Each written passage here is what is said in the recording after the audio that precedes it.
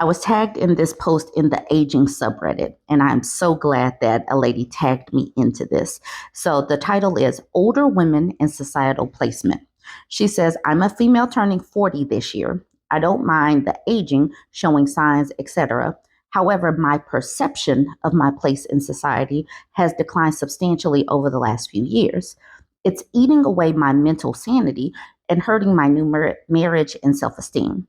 There are times where I don't see what the point is anymore. Turning 40 should be an achievement. I'm hoping this forum can help. I've been obsessed lately with older men liking younger women. I understand the reasons why. What I am struggling with is why I am on earth if there's no value for older women. Men in America obviously don't want us in high powered roles. We can't have children. We are shamed for aging. I've made it well in my life, not rich, but not poor either. I'm independent and intelligent. I have deep friendships, hobbies, and passions. I found a husband that loves all that, but I can't shake the fear he'd rather be with someone half my age. Despite all of my achievements, the fact that I am aging is turning me into an insecure woman, something I wasn't when I was younger. I'm closing myself off to my husband and generally turning down professional opportunities because why bother? I'd love to hear from older women who feel something different than me, or even older men. What is our place in society? So this is what I literally put on the post. I am Bourbon Bougie over there on Reddit. I said, I'm 44 and I'll be damned if I apologize for living an extra year. And there's no chance that I even want to go back to my younger self. I'm happy living in this moment. Once you get to the point where you give two shits about the validation of men, life is so freeing. And look at them anyways. I mean, really look at the normal, regular, smegular older men. They are holding on by a thread, duct tape, and hope. Most of them need a woman to keep them alive and would suck the life force out of a woman. If you want to keep living a fruitful life, don't let an older man attach to you and drain your life force. And also, don't worry about their validation and how they rank us and all of that.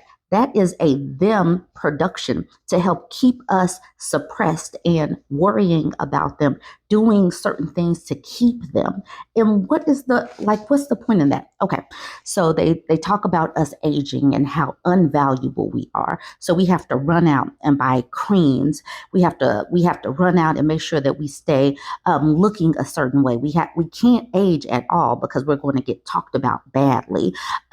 So we keep running to the gym. We do all of these things. We eat we restrict our calories. We do all of these things for the validation of men.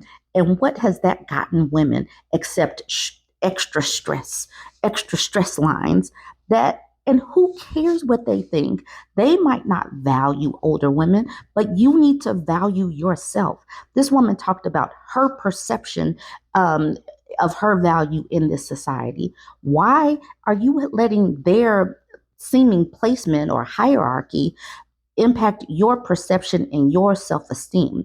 You have got to shake even giving a damn about their validation and opinion. Stop using what they think of you as a metric on how you value yourself. So that is what I say. Let's look at some of the other women's comments on the post. WK 1965 says, you decide what your place in society is. You don't let other people decide that for you. Run Tell That says, I'm over 45 and I've never felt more comfortable, secure, and in touch with myself. With age comes experience and wisdom. I'm excited to share it with whomever is so inclined. I've learned that my happiness must come first in order for me to show up for others. You couldn't pay me to go back 20 years unless it came with the experiences and wisdom. I'd rather enjoy my 20-something knees and joints. I don't feel inferior to younger women because I am too busy loving myself. High five, Run Tell That. It's like I could have literally wrote that. She says, I hope OP realizes how valuable she is just as she is. Hugs. I'm a Little French Press says, I'm 63. Good luck trying to pry my place in society from me. I'm also queer, so I've had a little experience in claiming my place in this world. I make myself visible by kindly engaging with others. especially with people younger than me. I've had to push myself out of my comfort zone to do this because I've always tended to be an introvert. I do like people, and I have a genuine curiosity about people's life history and what circumstances brought them to where they are today, whether they're 18 or 80. That curiosity has led me to be a more welcoming and open person. Other people seem to appreciate that. I don't pry, I just ask open questions and listen. Sometimes people say a little, sometimes they say a lot. Most of the time, I'm able to make a human connection, and that's all the visibility I'm interested in. Honestly, what this woman just said is precisely how I think my page has grown because I am open with people, and that encourages others or allows other people to be open with me and share their stories and experiences. And as more and more share our experiences, I think that it helps others get comfortable with themselves. So we're going to keep making space to be just like this, to be open to share some of you, and then that allows other people to share as well. It's a self-fulfilling cycle, and it's one that can maybe help replace the negativity cycle that we see where people just want to push down the self-esteem and self-confidence of women. All Conquering Sun says, thank you for your inspirational speech. It has given me pointers going forward. Ron Teldad says, I love your point of view. Countess of Groan says, that's a great skill, asking open-ended questions. I need to practice that more because I never really learned how, and I feel like that's holding me back. Fun Size Chalk sounds like Fun Size Chocolate, and I like chocolate. That's another little piece of me. Says, definitely being queer can make things much more challenging. Well done. And the thing is, all of us have something that might be outside of the norm of acceptability. And once we accept that within ourselves and we're able to let that be part of who we are when we speak and be comfortable with talking about that, it allows other people to be comfortable as well. So yes, I'm glad that she said that in her post. Fancy Honey says, my first thought was this exactly. Why let others dictate your value? This is your life, a very short, precious thing. And OP isn't grounded enough to see, feel, and embrace her own value. OP's value is reliant on others' perceptions. I'm truly sad, but also hopeful for her as a just turned 60-year-old, highly empowered female. Yes, stop worrying about other people's perceptions to dictate how you feel about things. And then this person says, especially others who are men. Yikes. If we based our own worth on what men think or want, we might as well time travel back to the 1800s. Yes, please stop worrying about them for how you move and feel in this world. Life is way too short. Life is way too short for that. LOL says, what a great point. I'm sorry, Breezy Quail says, LOL, what a great point. And Sad Leak says, but women can be even more ageist and brutal. So it still remains that you need to stop worrying about other people's validation and opinions. Women as well. If women are ageist and being cruel and brutal, don't listen to them. Don't listen to mean-spirited women. Take the exact same advice that we give to women about men with these cruel and brutal women. Leave them alone. You don't have to sit up and listen to mean-spirited women. Leave them alone. Lettuce Puzzled says this. I'm 57, child-free, and give 0 Fs what anyone thinks. I love my husband, but I am so sick of men in general. If something happens to him, I'm just going to surround myself with cats and do what I please. I didn't start thinking this way until menopause. Something about it just brings so much clarity. There you have it. Older women are not worried about the whole cat lady trope. They're like, give me more cats. I'm perfectly okay with it. This person, Boise Shan, says, 55-year-old woman and saying menopause was the best thing ever. I couldn't wait to be a dried up old hag. Kids were never my thing, and I've lived my entire adult life in fear of making a mistake and getting pregnant. It is so freeing. And then Lettuce Drizzled says, right, I am so happy to be invisible to the male gaze. My husband still thinks I'm a hot babe, and that's plenty for me. Once you get to that point where you have 0 Fs to give, Life can be so freeing. Anyway, join the conversation. Let me know what you think. Don't forget to like, comment, and share. These screenshots of another post was posted in the 4B movement, and she titled it, "Men Hold Women in Such Low Regard." At the bottom, she captioned it, "I know cross posts aren't allowed, so I hope this is okay. I just thought this story was insane and a great example of how normal it is for so many men to view women as just an oven for a child. I call us incubators, but they also do view us as wife appliances too. We are here to serve them as well. So it's not just an oven, it's also the rest of the service that they get from their wife appliances." That's what I say.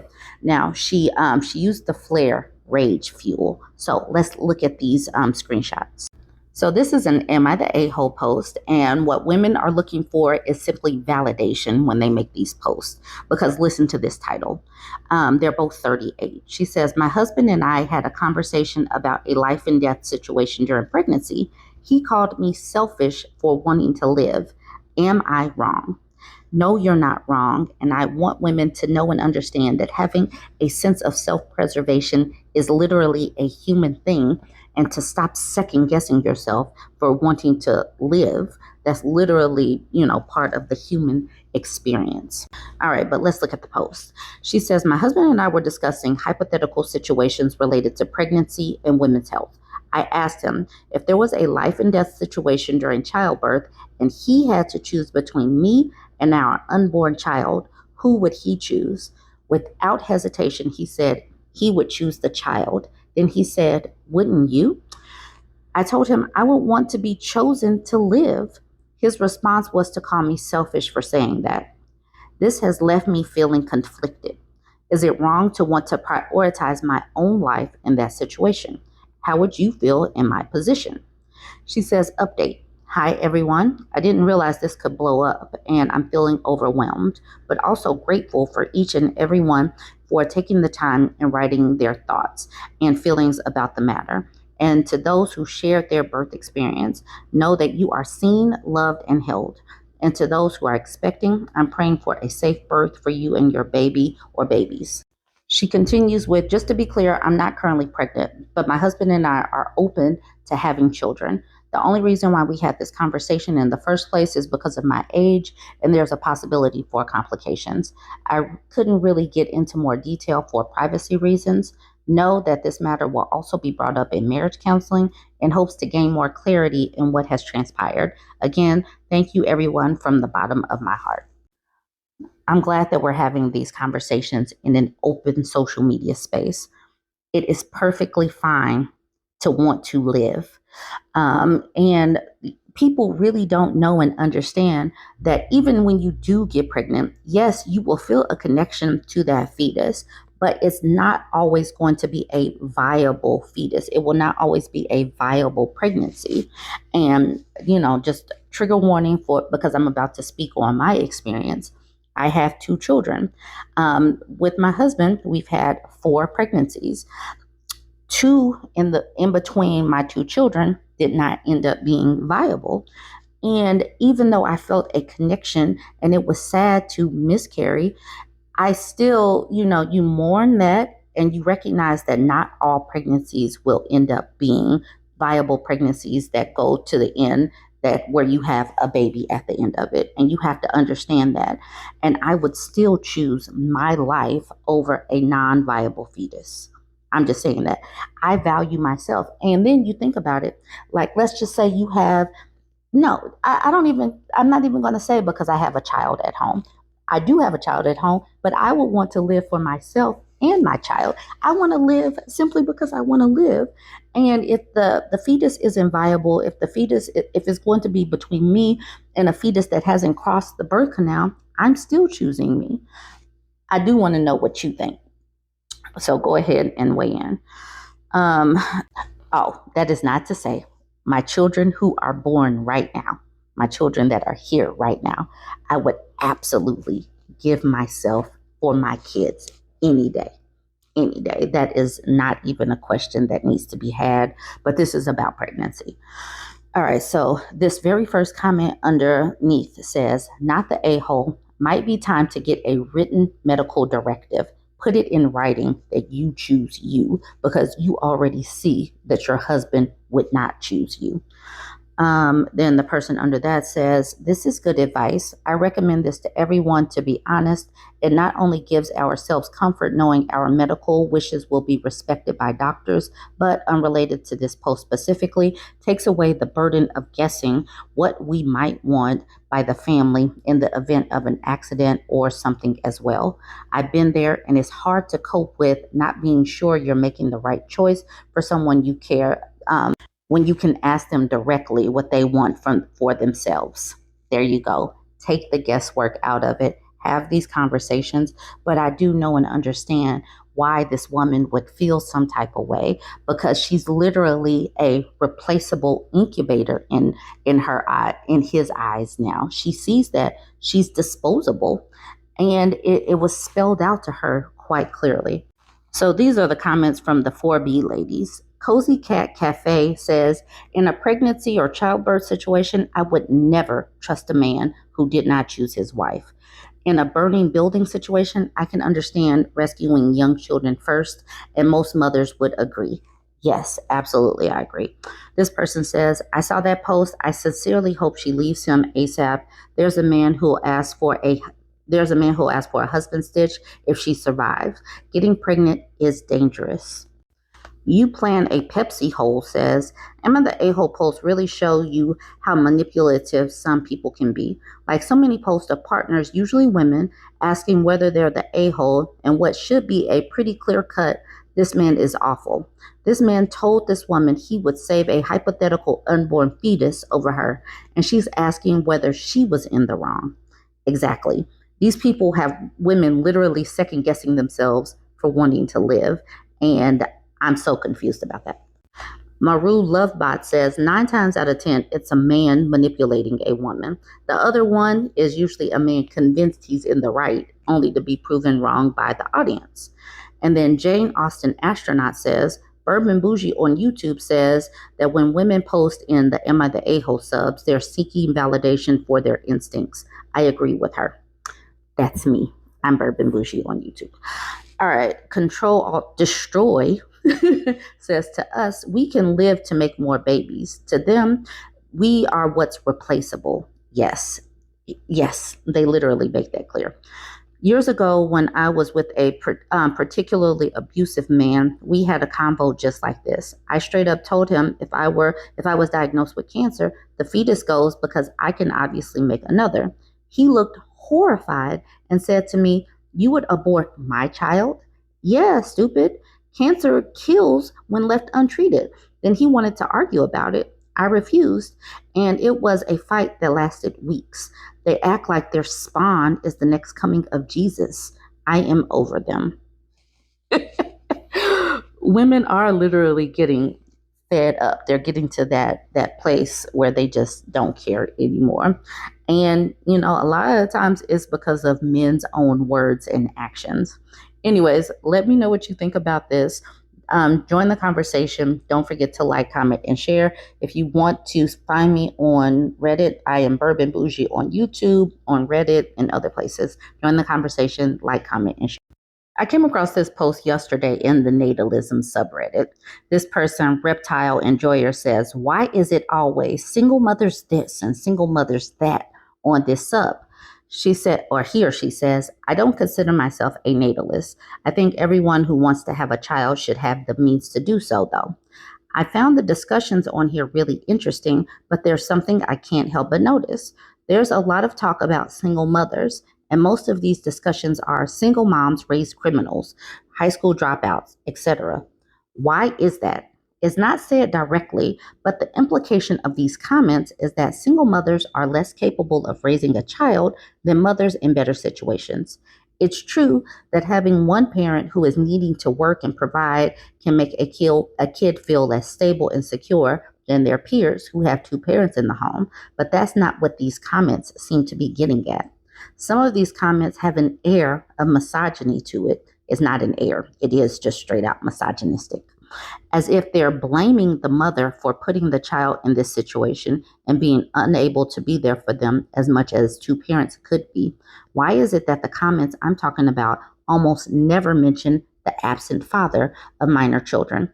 20.2% of their fathers are absent. Why are we ignoring the epidemic of men abandoning their children? This person says, yes, I'm aware of the statistics surrounding single motherhood. Yes, I know they're more likely to grow up in poverty, grow up to become criminals, drop out of high school, etc. You don't have to keep repeating it. I was not asking that. I was asking why the blame is solely put on the mother when we should be focusing more on the men who abandon their children. And then this part right here, these two edits. I got permanently banned from participating in this sub because of this post. What the hell? And then they say, ew, some of you are misogynistic as F. When you ask these types of questions and make these types of comments in these natalist posts, they ban you. I didn't see the edits before I made this comment, but once I did see the edits, I went back and deleted my comment. But this is what I said. Because men can drop sperm and bounce, and it's the woman's fault. They don't care about the implications of the mom having to work harder to make up that income. That would actually highlight some of the responsibility of the man. But women get blamed for our behaviors and the failures of men as well. We get blamed. We're supposed to, do all of the things, accept responsibility and accountability for our behaviors, but also we are to take the blame for men's behaviors and their failures and all of that. That's put on us as well. But like I said, I deleted my comment once I saw that this person got permanently banned, because typically I don't make comments. Typically I don't. I just kind of lurk and take screenshots. So if I want to continue to lurk, I have to take down my comment. Bardic Knowledge Check says, because women are considered solely responsible for children. Strawman rant time. If men abandon their family, women should have picked better fathers for their children. If children are raised poorly, it's the mother's fault. Marriage rate dropping, women. Divorces rising, women. Birth rates falling, 100% women, because apparently men are not part of the process. Pisses me the F off.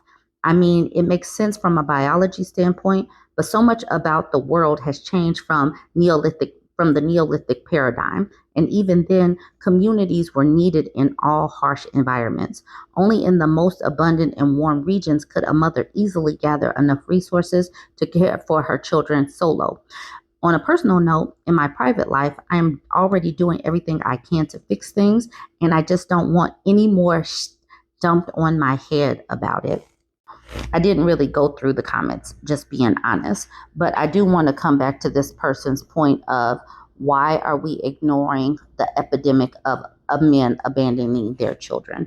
When we're having these conversations, we do need to continue to bring it back to, how do you think it's possible that these men can help create life and be okay with just leaving?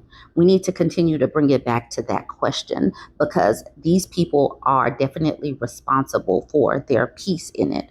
Women have their piece that they have to take responsibility for, their behaviors, their choices, and all of that. But men have a piece of that responsibility as well, because obviously we're all out here making these babies with somebody else. It's not just immaculate conception on the mother's part. So join the conversation and let me know what you think about this one. And then, just to lighten the mood, just a little levity, I came across this thread from this content creator called And Mayhem Ensued. This person says, a woman named Pamela Huckabee came into my comment section this morning to call me ugly. So I recreated her makeup so I can be just as pretty as her. The full tutorial will be up on YouTube. Hashtag Pamela Huckabee, hashtag makeup tutorial, hashtag troll, hashtag petty. So this is the Mayhem Maker. And I don't know if this is a fake neck or what, but this is Pamela Huckabee. And I think that nailed it. Hashtag nailed it. I feel Pamela in both of these pictures. The facial expression. Look at the eyes. Look at the black all under the eyes like that. Totally brings out the neck. The neck I really love. I love it. I think that Pamela should not go into people's comment section to call anyone ugly because this is precisely what Pamela deserves. I live for this level of pettiness. Candy Vega says, this is my type of petty. Carry on, queen, and let me know when the tutorial drops. In Switch Vibes is not feeling it, saying, so immature, grow up, sensitive little flake. But Pamela deserved it. Trip says the one who commented this, laughing my effing butt off. Guess you got offended over what she did, laughing my butt off. Um, this is hilarious to me. I honestly thought that was like top tier level petty. Okay, Slasher says, I know Pam isn't talking looking like this, and compared her to Miss Piggy. And I don't think that Miss Piggy deserved this. And that is what the content creator and Mayhem Ensued says. Don't do the icon Miss Piggy like that. Miss Piggy comes clean. Miss Piggy comes to slay. The wigs are always on point. The accessories are always on point. Pamela is no Miss Piggy. Tishmocker says, I'm going to go out on a limb and say Pamela is MAGA. The real Heather Benson says most a-holes are. Terrence says, I don't mean to criticize, but you failed to capture her greasiness. Yes, and you love to see it says, the scream, I just scroom. And I completely understand that. So I just needed to let y'all see that because I was gagged when I saw that comparison, that makeup comparison. Let me know how you felt and how you felt about the palette cleanser and how you felt about any of the posts today. Join the conversation. Don't forget to like, comment, and share.